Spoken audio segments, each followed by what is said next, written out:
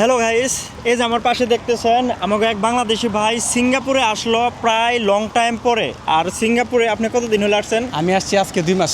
2 মাস। আর এতদিন আসতে পারলেন না কিসের জন্য? আমার পাসপোর্ট অ্যাপ্লিকেশন করলে খালি রিজেক্ট দেখাইতো, এই জন্য আসতে পারি নাই। এই যে ভাই দেখেন প্রায় লং টাইম পরে 7 বছর পরে সিঙ্গাপুরে আসলো। দেখেন মানুষ বলে না যে সবুরে মেয়া ফল মানে ফলে, জি। তো এই ভাইয়ের থেকে আমরা তা মানে জানতে পারলাম।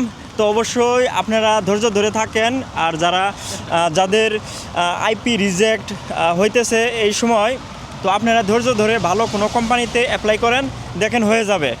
তো ভাই আপনি কিছু বলেন আমাদের জন্য, যে আমি সিঙ্গাপুরে আছি। হ্যাঁ, আমি এটাই বলবো যে সিঙ্গাপুর আসলে খুব সুন্দর একটা দেশ। আইন কানুন এখানে খুবই সুন্দর, এবং এখানে কোনো চোর বাটপার চিটার এগুলি নাই। এই দেশটা আসলে ইউরোপের চাইতে কম বলে হবে না, ইউরোপের চাইতে মানে বেটার। বেটার। হ্যাঁ, এখন আমি বলবো যে একটা মানুষ হতাশ না হয়ে